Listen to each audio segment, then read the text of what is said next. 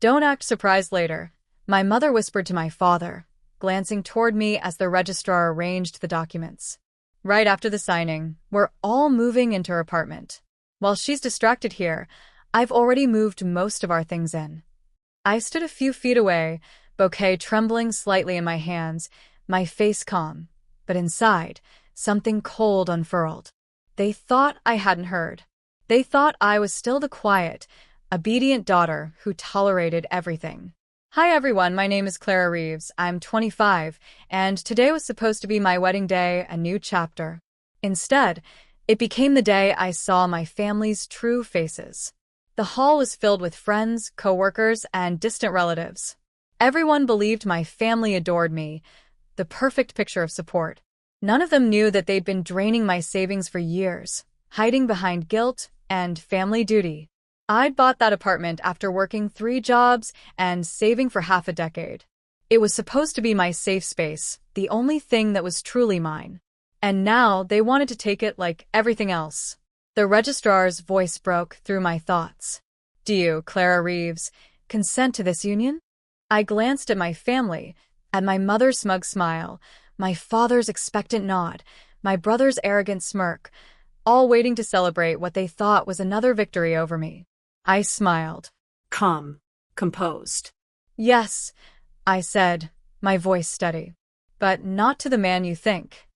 The room fell silent, and that's when the laughter began. Every head in the room turned toward me. Even the registrar froze mid-pen stroke. My mother blinked, her confident expression faltering. What do you mean, not to the man we think? She demanded, voice cracking just enough to betray her panic. I let the silence stretch for a moment, savoring the confusion that had replaced their arrogance. Then I spoke evenly. I mean, I'm not marrying Daniel Carter, the man you picked because his father owns half of your company.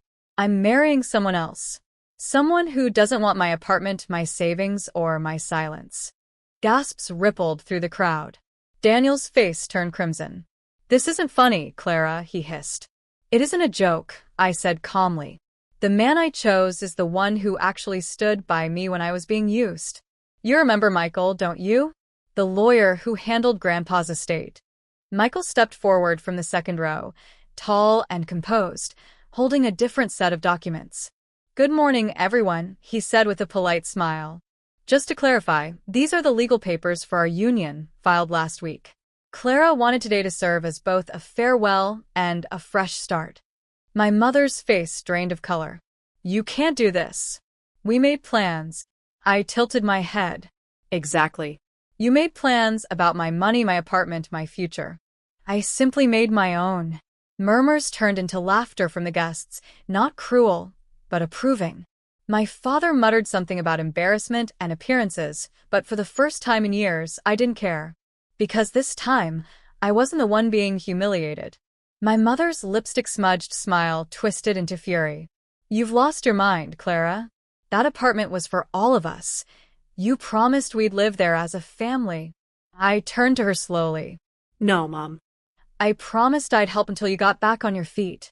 But you never wanted stability, just control.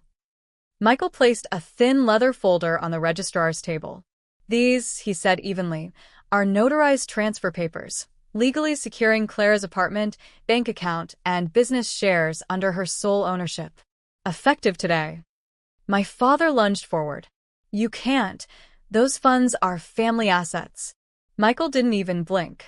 Mr. Reeves, the accounts were opened in Clara's name with her independent income. You've been accessing them using a power of attorney she revoked 3 weeks ago. The room fell deathly silent. My brother scoffed. You're bluffing. I turned to him, my voice razor-sharp but calm. Check your account balance, Aaron. He frowned, pulling out his phone. Seconds later, his expression collapsed. The joint card, it's frozen. Yes, I replied. Consider it part of the new budget plan. Whispers spread through the guests. My aunt leaned toward another relative. She finally stood up to them. I overheard. For once, I didn't shrink from the attention. I looked straight at my mother. You've spent years reminding me that family means sacrifice. I just never realized the sacrifice was supposed to be only mine. The registrar, clearly unsure if this was still a wedding, cleared his throat. So, do we proceed? I smiled faintly. Oh yes, I said, signing the new papers with deliberate grace. Today's the day I marry my freedom. The applause was quiet at first, then thundered. The ceremony ended in chaos. My mother stormed out first, muttering something about public humiliation. My father followed, face red, whispering threats about family reputation. And my brother? He lingered just long enough to sneer, "You'll regret this, Clara." But I didn't. The moment I stepped outside the registry office, a rush of cold air hit my face, clean, freeing, and real. Michael took my hand gently. "You handled that better than I expected," he said with a small smile. "I've had years of practice," I replied. "They trained me well, in silence, endurance, and pretending everything was fine." We walked to the parking lot where my family's car used to be parked. It was gone. Typical. They'd left me stranded before. Only this time, I wasn't stranded. I had a plan. Michael opened the passenger door of his car and handed me an envelope. "These are the documents for the trust your grandfather created, the one your parents never told you about. You're the sole beneficiary now." I blinked. "Wait, what?" He nodded. "Your grandfather wanted to make sure the money went to the one person who earned it. He suspected what your family was doing, so he came to me before he passed." For a moment, I couldn't breathe. All those years of being called ungrateful, selfish, unworthy, and now, proof that I wasn't wrong. Michael smiled softly. "He saw your strength, Clara. He just needed you to see it too." I looked out the window at the registry office fading behind us, a building that had once symbolized duty and family. Now, it marked the exact spot where I stopped belonging to them. 3 days later, they showed up at my apartment. Uninvited, of course.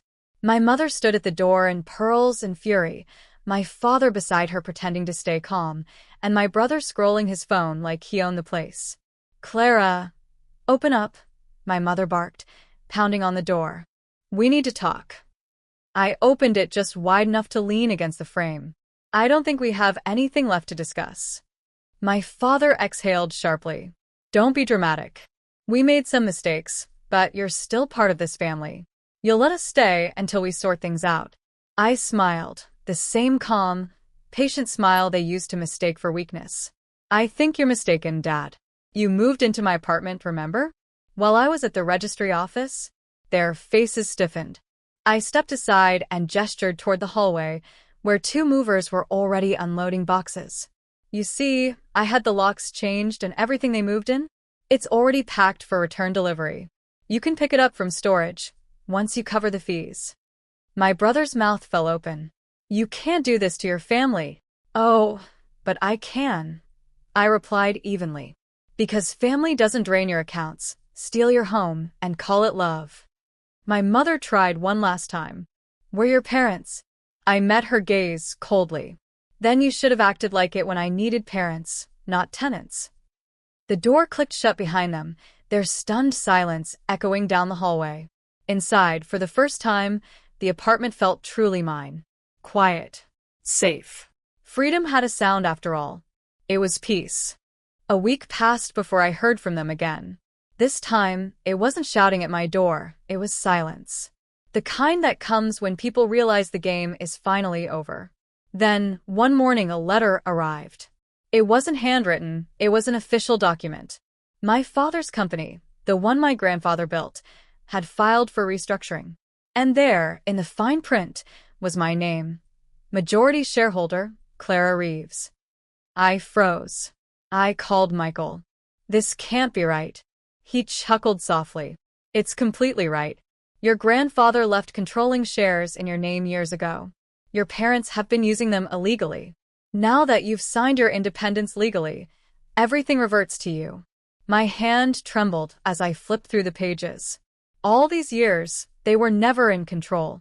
Michael's voice softened. "Your grandfather wanted to make sure that when the truth came out, you have the power to choose what happens next." That night, I drove to the old family house. The lights were dim. My father opened the door looking older, smaller, defeated. "Clara," he said quietly, "please don't take everything. We'll lose everything. I looked around the once grand living room filled with things they'd bought with guilt and manipulation. I'm not taking everything, I said. Just what was already mine. My mother's voice trembled. What are you going to do? I smiled faintly. Something you should have done a long time ago. Rebuild the Reeves name with honesty. And for the first time, they didn't have a single word to say. By the end of the month, I was seated at the head of the boardroom table my father once ruled. The same leather chair, the same panoramic city view. Only this time, every pair of eyes in that room waited for my approval. Ms. Reeves, one of the executives said, we've reviewed your restructuring proposal. It's bold but effective. I nodded, my tone calm but firm. It's not bold. It's overdue. This company's been run by appearances, not integrity. That ends today. The meeting continued for 2 hours, and when it ended, every decision had my signature on it. When I stepped out into the corridor, Michael was waiting, a quiet pride in his eyes. You did it, he said softly. No, I replied, adjusting my blazer. I just stopped pretending I couldn't. Later that evening, I hosted a small charity dinner. Not for investors, not for show, but for the hospital that had treated my grandfather in his final days. Halfway through the evening, I felt a familiar presence. My parents stood at the entrance, hesitant, unsure if they were welcome. I walked over. You came, I said simply. My mother's voice trembled. We wanted to see what you've done. It's remarkable. I smiled faintly. It's what happens when you stop letting people decide your worth for you. My father lowered his eyes. We were wrong, Clara. I know, I said gently. But thank you for finally saying it. For years, they'd taken my silence as surrender. Now, my calm made them listen. Because power spoken softly is louder than any apology shouted too late. A month later, I returned to the registry office, the same place where everything had begun. Only this time, I wasn't the naive daughter pretending not to hear my family's schemes. I was Clara Reeves, CEO, majority shareholder, and the sole legal owner of everything they once controlled. Michael stood beside me, calm and proud as the clerk handed me a final set of documents. These will finalize the asset transfers, she explained. After today, no one can make any claim on your estate. I signed my name slowly, the pen gliding with the ease of closure. Outside, my parents waited, not with arrogance this time, but uncertainty. My father spoke first. We lost ourselves somewhere chasing money and pride. I just hope you don't lose your kindness. I met his gaze evenly. Kindness doesn't mean letting people break you. It means forgiving without reopening the door. My mother's eyes glistened. You've become someone we can't even recognize. I smiled softly. No, Mom. I've become exactly who I was supposed to be. You just never looked close enough. When I walked away from them, the air felt lighter. For the first time in years, there was no guilt, no fear, just peace. Michael slipped his hand into mine. You okay? I'm more than okay, I whispered. I'm free. As we drove down the coastal road toward the setting sun, I thought about my grandfather, the only one who'd ever believed in me. And I finally understood why he'd trusted me with everything. Because the real inheritance wasn't money. It was self-worth.